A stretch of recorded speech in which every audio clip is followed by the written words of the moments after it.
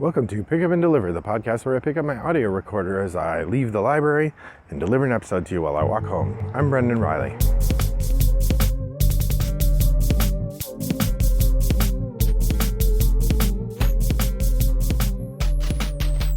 Welcome, listeners, to another episode on a lovely day here in suburban Chicago. The weather is still beautiful, but it's starting to cloud over a little. I wonder if I stay outside for another hour, if I might get rained on. I won't be outside for another hour, because that's not the deal we have. It'll be 15 to 20 minutes. That's the plan anyhow. Well, I wanted to talk to you today. I had a fun post over on the Pick Up and Deliver forum. So I would like to thank Gabriel Edge for posting this request, or this suggestion, question, comment, and now it's going to be an episode. Gabriel wrote that he was originally confused or surprised by the episode Things I Like About the number 640, which I wrote obviously struggling for a topic. And Gabriel said that when he first saw the episode title, in his head he connected it to 504, which makes sense because that's like the only board game where it's just 3 digits, and started to ask questions about that. Then when he listened to the episode, realized it wasn't about 504, but it did get him to thinking and asked this question, which I thought I'd answer today. He wrote, "What are some experiments in board games you really liked? What are some experiments in board games you really appreciated or admired, even if you didn't like them? When does gaming push the boundaries of artistry in the medium, and when should people push it further?" I hand wrote that, and it looks like I left some words out, so apologies if the language is awkward. That's my fault. I was reading a handwritten note. So thank you for the question and suggestion, Gabriel. If you'd like to offer a suggestion for an episode theme, head over to Board Game Geek Guild 3269 and post it in the forum, the Pick Up and Deliver forum. You could also send me a message. Wombat929 is my username on Board Game Geek, or email me, brendan@rattleboxgames.com. So I thought I would start a little bit with games that have experiments that I liked and why I thought they were experiments, and then games that have experiments that I admire, even if I didn't like it or some cases haven't played them. And then we can talk a little bit about why game design artists should push the boundaries and what I think it means when they do that. So to start with, I have 4 games I want to talk to that I think were interesting experiments in game design and I liked them. The first of these is Arkham Horror, the card game. Now, I will fully grant Arkham Horror, the card game, is not entirely experimental in a number of ways. One, a lot of people talked about how it borrowed heavily from the Lord of the Rings card game, and I absolutely can see that. Having played the Lord of the Rings card game a couple times, I can absolutely see how the Arkham Horror card game borrowed from that. That said, there's a lot of things in the Arkham Horror card game that are different and weird and interesting. The choice to use a token bag as the randomizer is really interesting because it allows them to create a modifiable randomized scenario, and that's not something I've seen in a ton of games. I know it's not entirely new. Arkham Horror card game actually really represents very nicely one of my favorite things about board game design, which is iterative experimentation, where they borrow stuff from a lot of different places and use that to come up with something interesting and new. In the case of Arkham Horror, the interesting and new thing they came up with was, so they borrowed the randomized token bag from the card game. They also came up with this location system where they had different locations that were on the cards, and then you had to go from location to location. As I recall, that was not in the Lord of the Rings game, although I only played a couple scenarios from that game. But they did, in the Lord of the Rings game, have competing agendas, as I recall, that the good guys have a thing they're trying to do to advance, and the bad guys have a thing they're doing that will advance. And you're trying to get yours advanced before theirs is. They borrowed that, they brought it over.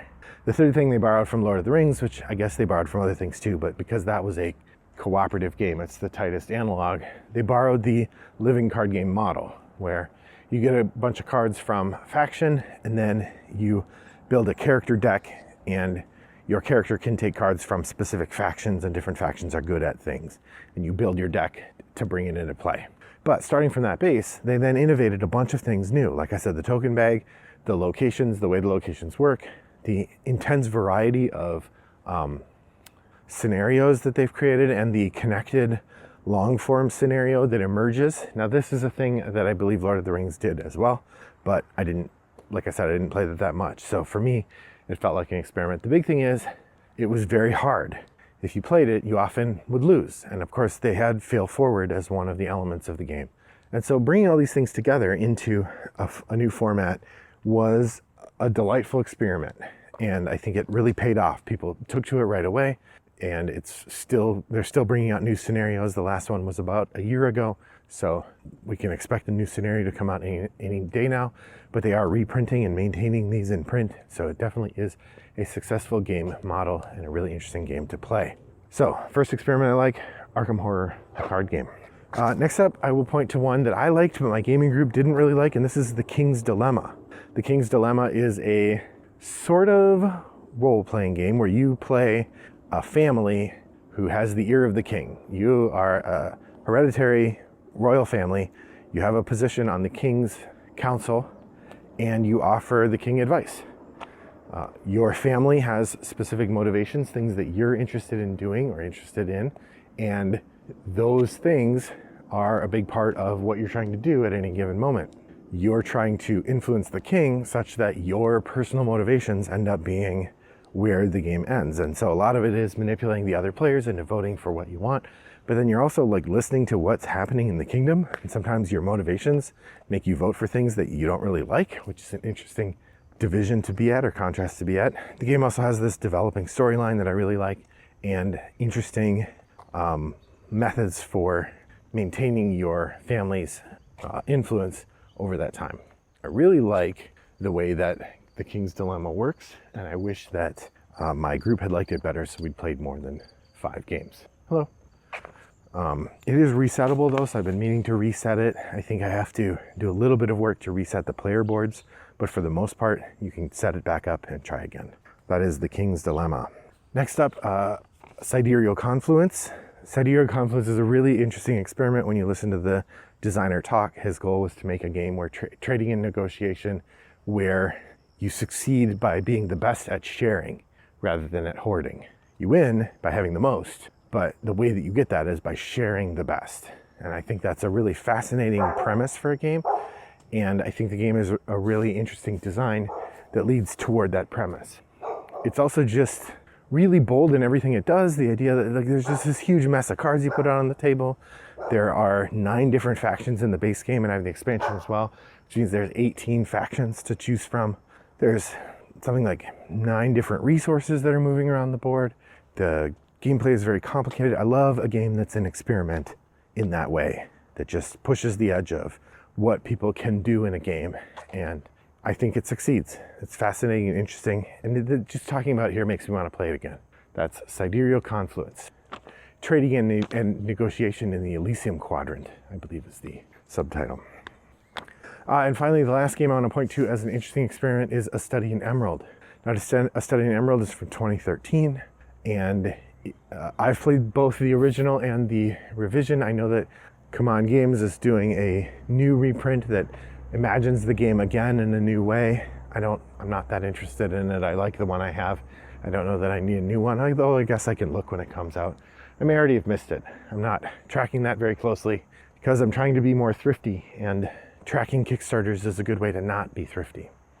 That said, A Study in Emerald just had a really interesting gameplay end condition that drove the whole game and is fascinating. And the idea was you are secretly on either the Restorationist or the Loyalist team.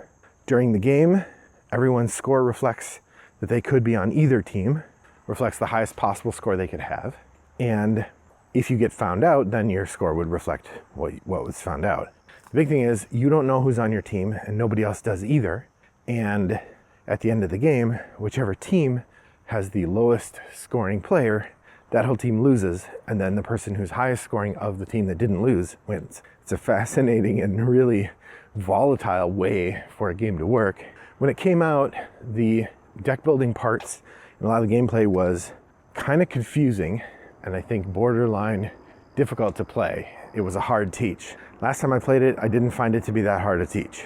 So games have gotten more complex, or I've become a more complex gamer. Both of those might be true. But in that time, A Study in Emerald has become easier to play, not harder. It's a fascinating game. I love playing it whenever I get a chance. Just talking about it here makes me want to get it out and play it again. So that is A Study in Emerald. I'm talking about the first edition from 2013. The second edition, they muted that end game condition some, and I don't know why you would. I guess to make it a little more palatable, but whatever. So those are games where there's an interesting experiment and I admire it. So now let's talk about games where there's an interesting experiment and either I haven't played it or I didn't like it. The first of these is Chronicles of Crime. Chronicles of Crime was an early entrance into the using an app to play a game market.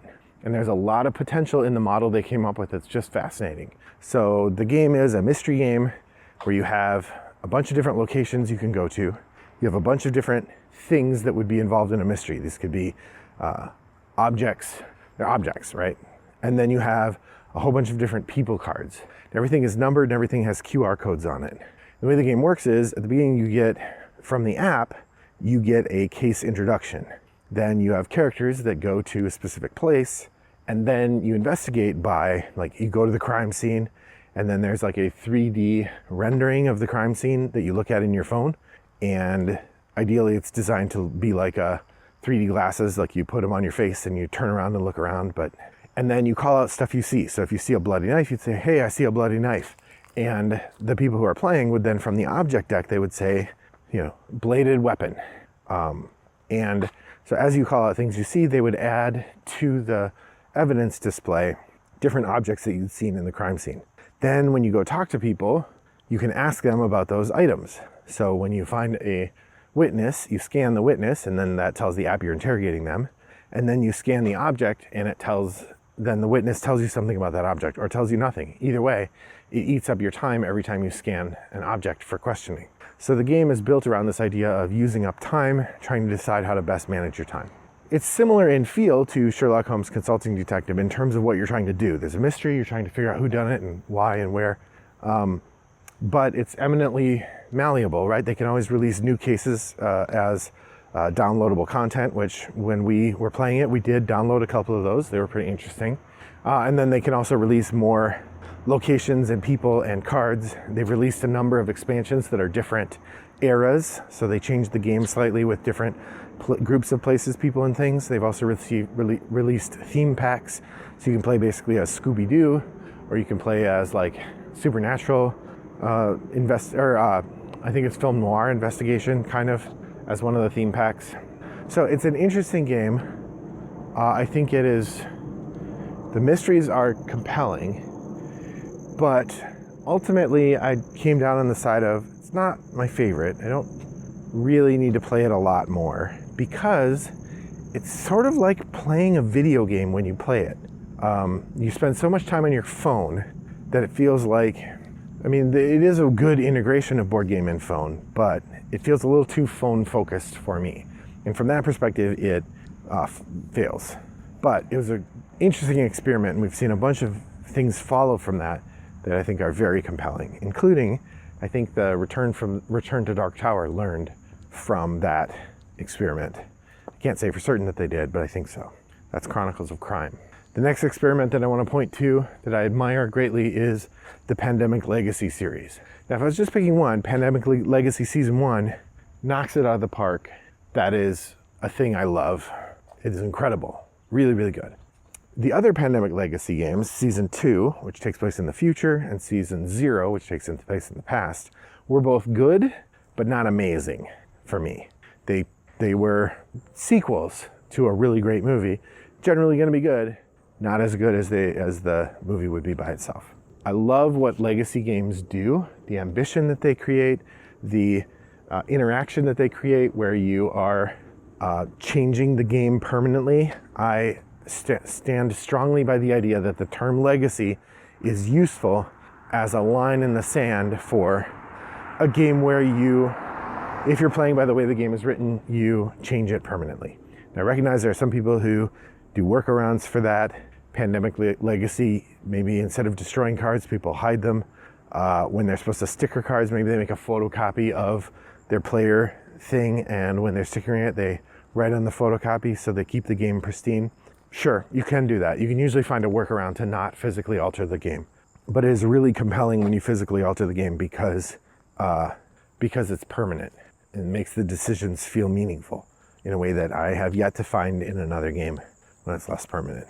Although Arkham Horror gets pretty close in the way that you add things to your deck or take things out of your deck. When you make decisions, those feel relatively permanent even if you aren't actually damaging any cards. Nonetheless, so I do really love Pandemic Legacy Season 1. I thought Seasons 2 and 0 were really interesting and fun. I don't know that I love them the way that I loved Season 1, but I definitely admire the whole Legacy system. Another innovation that I admire the ambition, but I did not love the output, is Keyforge. For those of you who don't remember Keyforge as a system, this is a Richard Garfield designed game. And the idea was that there's a pool of cards, and instead of building decks, what you get is a set deck that has a mix of cards that is sort of randomly determined by computer. There's an algorithm that determines what you get, but the specifics are determined by computer. And then when you play your deck over time, you learn to pilot it to get the most out of it, and it gains a sort of rating. So when you're playing competitively, the more effective a deck is, the more Harrison Bergeron weights it takes on to keep it from winning. And once you've won a certain amount, then that deck is retired from competitive play. It's a really fascinating idea. Each deck has a name that's computer generated, which caused a little bit of chaos early on because the generator had some flaws in it. So it made a couple deck names that were not acceptable. I remember one of them that got a lot of publication. There was a deck name, one of the decks was called the Farmer of Racism. That's not good. But generally, really interesting idea and fascinating from all sorts of perspectives. The idea of a machine-generated, computer-generated game.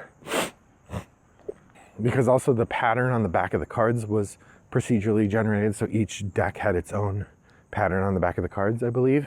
And then each deck was entirely unique. No other deck had those same cards. And because the decks are all registered through a central system, when you would go play, you have to use the cards that are in the deck. And the decks were relatively cheap, something like $10 each. So you could just get a couple decks and start playing. And then when you were kind of getting tired of those, you go buy another deck. So that was Keyforge. They also made a game called Discover Lands Unknown that tried to use a similar system. It was a game that came with a whole bunch of different stuff, and there was a huge pool of things that could be in it, and your game came with some of those. That game was much less popular, in fact, pretty disliked, for the idea that someone might get a better copy than the one I have. Why can't I have all the stuff? It's kind of the thing. People that seem to understand Keyforge in a world of collectible card games, Keyforge seemed to take better than Discover Lands Unknown. Though I've heard from people that Discover is interesting as a game. Either way, I admire the ambition of trying to figure out what is this thing we could do that would be so totally different. Finally, the last one I want to point to is actually itself, I admire it as in its ambition, and I have a copy and I think it's fun. But also a thing that over time it comes to represent for me a category of things. And this is trying to blend mechanisms in a new way. In particular, Terror in Meeple City, or the copy I have is actually called Rampage. In it, you play a giant lizard trying to destroy a city, and it's got Euro scoring. So you are trying to gain points and score things based on kind of traditional Euro setups. But the game itself is a flicking and dexterity game where you are doing different things to interact with the board and win points through dexterity. Now, this mix of these two things is unusual and pretty interesting. And this is something that they've tried again. I haven't played Sonoma, but I believe Sonoma was a flicking Euro game. And then Dungeon Fighter is a game where you're throwing your dice, and the way you throw your dice matters. So there are other games that have tried this, and I think it's an interesting mix of things, and I admire it. Terror in Meeple City is a good time occasionally. I haven't busted it out in a while, not since COVID actually. And I was thinking about I may need to buy a thing to put in the box, because one of the things you can do in the game is you can put your chin on your figure and you can blow on the board. And we live in the post-COVID era. Nobody wants people blowing on their board game.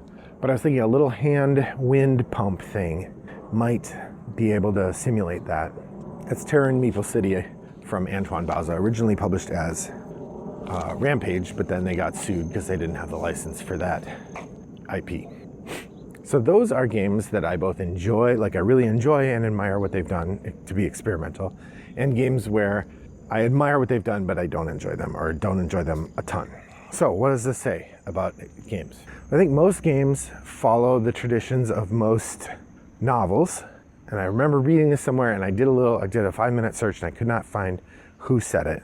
But I remember reading somewhere that there was a publisher or some people thinking about, I feel like romance novels, maybe this was part of it, that a new text has to fit the genre that's expected in about 85% of what it does, and that it can do about 15% new stuff. And a text, a thing that people are buying or engaging with that does 15% new, 85 familiar, that is the sweet spot for people taking in a new thing. And if you think about when board games come out, often this is what they're doing, right? Like, it is a such and such game. We can explain games by a particular mechanism or set of mechanisms, and then we often add, but here's the twist, here's the new thing it does.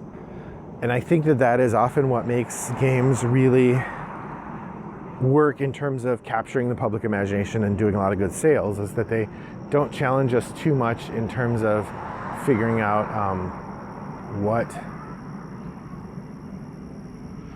they don't challenge us too much in terms of figuring out what we're doing in the game, but instead they offer us a little bit new and a little bit familiar. The games that are really interesting are the ones that offer us a lot new. These are a much harder sell, because how do we know people will like them? And this is often when you see games that really flop, part of why they really flopped is they tried a thing new that people didn't like. An example is Nyctophobia. This is a game I saw that came out. People were really excited about it and interested in it because it's a game designed to be played where there's the players are blindfolded and the villain is not. And the game has tactile pieces and you're supposed to figure out where you are, etc., etc. I heard a lot of people talking about it as they thought it was really interesting, and then it did not sell well, or it sold well initially and then people don't play it much because it turns out people don't like being blindfolded.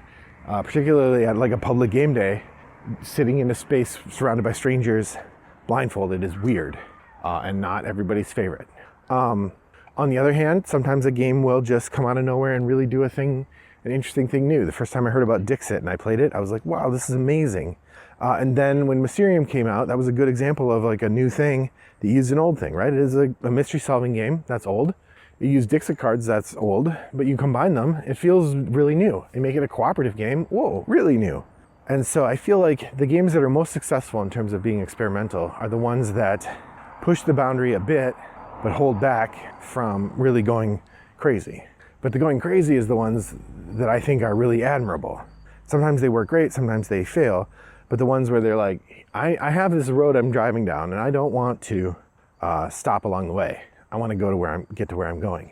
I think it's interesting to look at Uwe Rosenberg's output in this context, because Uwe Rosenberg was really famous for worker placement games for a long time, right? And then he made these sort of small puzzly games. Then he started making polyomino games. He made Patchwork. He made a series of 3 games, I believe Summer Garden, Indian Summer, and there was a spring one, Spring Thaw or something like that. All 3 of these games involve different ways of using polyominoes to do stuff. He's come up with a couple more since then, but then out of the blue, he comes out with A Feast for Odin, which feels like this, nothing in it was entirely new, but it felt so different than everything else that was out in scope, in the kinds of mechanisms you were using, that it felt experimental and succeeded dramatically. Now, somebody like Uwe Rosenberg, he's gonna win when he's like, yeah, it's a worker placement game, but there's 60 worker slots, and the placement you're doing involves arranging polyominoes, or the resources you're getting involve polyominoes. Those things mixed together really work. But he can experiment a little bit like that because he's Uwe Rosenberg. He's got a lot of cred, so he gets a benefit. I think if you keep an eye on Kickstarter or BackerKit and look at the people who are indie players, sometimes you'll see somebody come out with a thing that's just wild. It's just out there. Sometimes it's great, sometimes it's a total disaster, but it's often very interesting. I don't know that I said anything there. I think I more articulated what I like about experimental games rather than how do we know when someone should be. But I embrace it, and I'm looking forward to seeing more as the hobby continues to grow. So what games that made some board game experimentation do you like? head over to Board Game Geek Guild 3269 and let me know. Share your thoughts. Tell me which games succeeded, which games do you admire but didn't succeed. What experiments would you like to see people do? You can also email me, brendan@rattleboxgames.com, or you can send me a message on Board Game Geek. Wombat929 is my username there. Thank you for joining me on my walk today. I hope your next walk is as pleasant as mine was. Bye-bye.